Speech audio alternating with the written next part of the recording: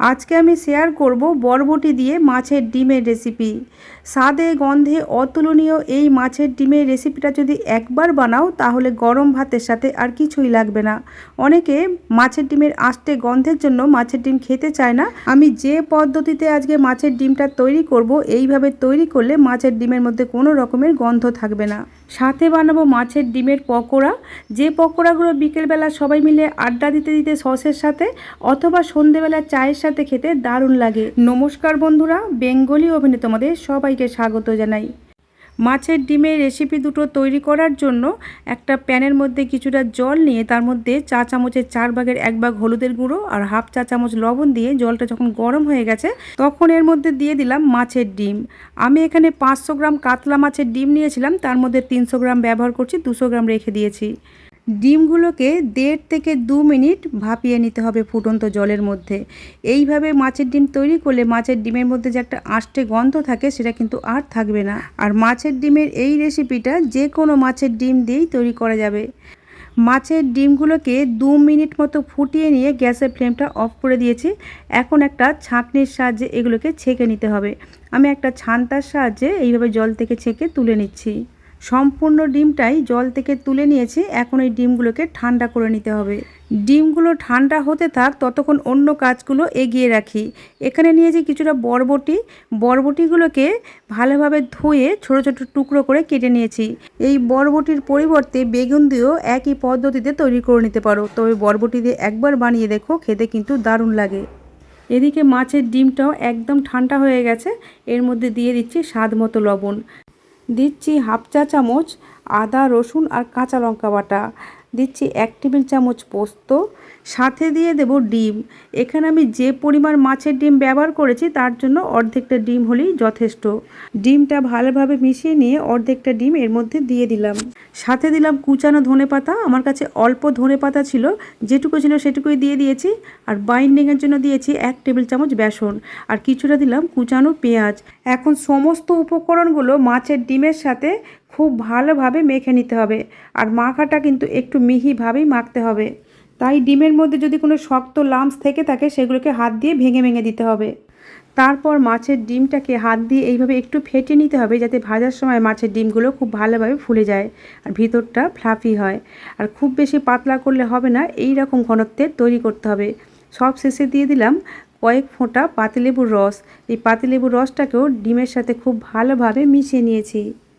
এখন ডিমটাকে ভেজে নেব, তার জন্য ওভেনে একটা রুটি করার তাওয়া বসিয়ে দিয়েছি।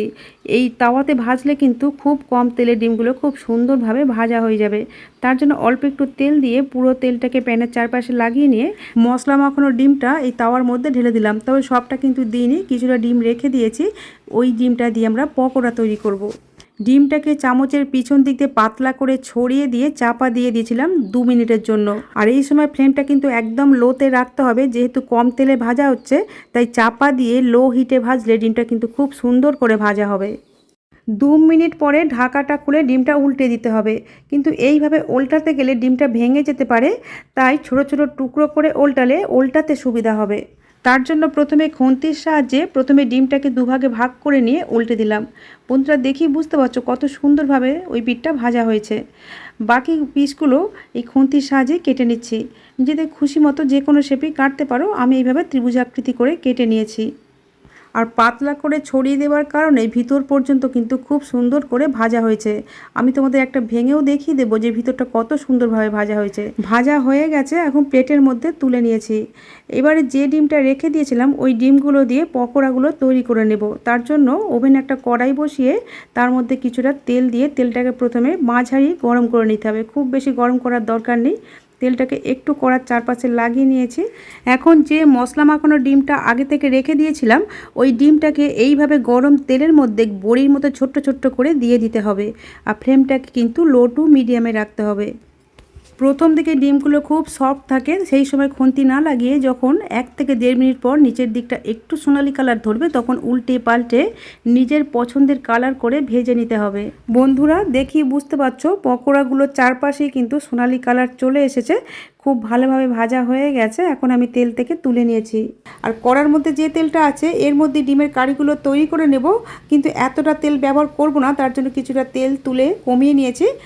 এখন কড়ার মধ্যে যে তেলটা রয়ে গেছে এর মধ্যে দিয়ে দিলাম হাফ চা চামচ কালো জিরে আর দুটো চেরা কাঁচা লঙ্কা।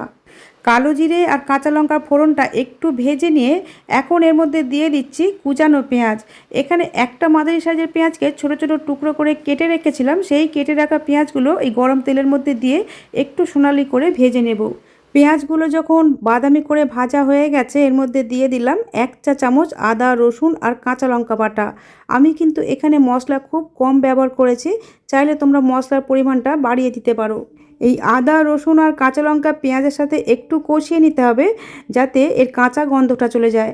একটু ভাজা হয়ে গেলে এর মধ্যে কিছু শুকনো মশলা অ্যাড করব। প্রথমেই দিয়ে দিলাম চা চামচের 3 ভাগের 1 ভাগ হলুদের গুঁড়ো, দিলাম হাফ চা চামচ লাল লঙ্কার গুঁড়ো, হাফ চা চামচ জিরে গুঁড়ো আর হাফ চা চামচ ধনে গুঁড়ো। বাড়িতে আমরা যে বেসিক মশলাগুলো ব্যবহার করি সেই মশলাগুলোই এখানে ব্যবহার করেছি। এখন মশলাগুলোকে হালকা একটু কষিয়ে নিয়েই এর মধ্যে দিয়ে দিলাম আগে থেকে কেটে রাখা বরবটি। এই বরবটিগুলোকে মশলার সাথে একটু ভেজে নিতে হবে। চাইলে বরবটিগুলোকে আলাদা করে তেলে ভেজে তুলে রাখা যেত, কিন্তু সেক্ষেত্রে তেলের পরিমাণটা একটু বেশি লাগতো। আর এইভাবে মশলার সাথে বরবটিগুলোকে ভেজে নিলে তেলও যেমন কম লাগবে, খেতেও বেশ ভালো লাগবে। বরবটিগুলো দেওয়ার পরে দিয়ে দিলাম স্বাদ মতো লবণ। এই লবণটা বরবটির সাথে ভালোভাবে মিশিয়ে নিয়ে এখন মশলাগুলো কষিয়ে নেব। এই লবণটা দেওয়ার ফলে বরবটি থেকে যে জল বেরোবে তাই দিয়ে কিন্তু বরবটিগুলো খুব সুন্দরভাবে মশলার সাথে কষানো হয়ে যাবে। আর এই সময় ফ্লেমটা অবশ্যই লোতে রাখতে হবে। লো হিটে চাপা দিয়ে দিয়ে 2-3 বার রান্না করলেই বরবটিগুলো খুব সুন্দরভাবে মশলার সাথে কষানো হয়ে যাবে। যখন মশলাগুলোর সাথে বরবটি ভালোভাবে কষানো হয়ে গেছে এর মধ্যে দিয়ে দিলাম টমেটো কুচি।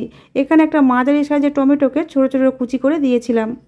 এই টমেটোগুলো দেবার পর একটু নাড়াচাড়া করে নিয়ে চাপা দিয়ে দিলেই এই টমেটোগুলো কিন্তু খুব তাড়াতাড়ি সফট হয়ে যাবে, যেহেতু এই মশলার মধ্যে লবণ দেওয়া আছে। আর এখানেও কিন্তু গ্যাসের ফ্লেমটা লোতেই রাখতে হবে। বন্ধুরা দেখো, এই টমেটোগুলো কিন্তু খুব সুন্দরভাবে সফট হয়ে গেছে। এখানে আমি কুচানো টমেটো ব্যবহার করেছি, ইচ্ছে করলে কিন্তু টমেটো পেস্টও ব্যবহার করতে পারো। টমেটোগুলো ভালোভাবে সফট হয়ে গেছে আর তেলটাও কিন্তু মশলা থেকে আলাদা হয়ে গেছে। এখন এর মধ্যে দিয়ে দিচ্ছি জল। আর জলটা সরাসরি সবজির ওপরে না দিয়ে খুন্তিটা কড়ার গায়ে লাগিয়ে এইভাবে যদি জলটা দেওয়া হয় তাহলে জলটা কড়ার গা বেয়ে গরম হয়ে সবজির মধ্যে পড়বে। এর ফলে সবজিটা অনেক বেশি টেস্টি হবে। এখন আমি তোমাদের একটা ডিম ভেঙে দেখিয়ে দিলাম ভিতর পর্যন্ত কত সুন্দরভাবে কুক হয়েছে। এগুলো কিন্তু এইভাবে ভাজাও খাওয়া যায়। আর গ্রেভির পরিমাণটা নিজেদের খুশি অনুযায়ী কমিয়ে বা বাড়িয়ে নিতে পারবে। আমি সব ডিমগুলো দিইনি, অর্ধেকগুলো দিয়েছি আর অর্ধেকগুলো ভাজা খাবার জন্য রেখে দিয়েছি। ডিমগুলো দিয়ে গ্রেভির সাথে ভালোভাবে নাড়াচাড়া করে চাপা দিয়ে দিলাম 4 থেকে 5 মিনিটের জন্য। আর ফ্লেমটাকে এখন লো টু মিডিয়ামে রেখেছি। গ্রেভিটা ফুটতে থাক ততক্ষণ তোমাদের দেখিয়ে দিই এই মাছের ডিমের পকোড়াগুলো কতটা মুচমুচে হয়েছে। আওয়াজ শুনেই বুঝতে পারছো বন্ধুরা এটা ঠিক কতটা মুচমুচে হয়েছে। ভেঙেও দেখে দিচ্ছি ভিতর পর্যন্ত কতটা সুন্দরভাবে ভাজা হয়েছে। এগুলো সস দিয়ে খেতে যে কতটা মজার হয়, শুধু সস দিয়ে না চা দিয়ে খেতেও কিন্তু দারুণ লাগবে। বাড়িতে এইভাবে একবার বানিয়ে খেয়ে তারপরে আমাকে কমেন্ট করে জানিও যে এই রেসিপি দুটো তোমাদের কেমন লেগেছিল। এই যে পকোড়াগুলো ভেজেছি এগুলো যে শুধু সস দিয়ে বা চা দিয়ে খেতে ভালো লাগে তা না, এগুলোকে কিন্তু গ্রেভির মধ্যে দিলেও খেতে খুব ভালো লাগবে। তাই আমি কয়েকটা এই গ্রেভির মধ্যেও দিয়ে দিলাম। যেহেতু এই পকোড়াগুলোর ভিতরগুলো ফাঁপা তাই 3-4 মিনিট গ্রেভির মধ্যে ফোটালেই এই পকোড়াগুলো কিন্তু রসে টইটুম্বুর হয়ে যাবে, খেতে দারুণ লাগে। পকোড়াগুলো গ্রেভির মধ্যে একটু মিশিয়ে নিয়ে চাপা দিয়ে দিলাম 3 থেকে 4 মিনিটের জন্য। এখন আমি তোমাদের 4 মিনিট পরে দেখাচ্ছি। ডিমগুলো কিন্তু খুব সুন্দরভাবে সফট হয়ে গেছে আর বরবটিগুলো দারুণভাবে সিদ্ধ হয়ে গেছে। এখন এর মধ্যে দিয়ে দিলাম চা চামচের 4 ভাগের 1 ভাগ গরম মশলা গুঁড়ো। এই গরম মশলা গুঁড়ো গ্রেভির সাথে ভালোভাবে মিশিয়ে নিয়ে চাপা দিয়ে গ্যাসের ফ্লেমটা অফ করে দিয়েছি। 5 মিনিট পরে এটাকে সার্ভ করব। আমি আমার চ্যানেলে এইরকমই হাতের কাছে থাকা উপকরণ দিয়ে সহজভাবে তৈরি নতুন নতুন রেসিপির ভিডিও আপলোড করে থাকি। এই রকম রেসিপির ভিডিওর আপডেট সবার আগে পাওয়ার জন্য ইউটিউব থেকে দেখলে চ্যানেলটা সাবস্ক্রাইব করার আর এফবি পেজ থেকে দেখলে পেজটাকে ফলো করে নেওয়ার অনুরোধ রইল। বন্ধুরা আজ তাহলে এই পর্যন্তই। তোমাদের সাথে আবার আমার দেখা হবে নতুন কোনো রেসিপির সাথে। তোমরা ভালো থেকো, সুস্থ থেকো, সাবধানে থেকো।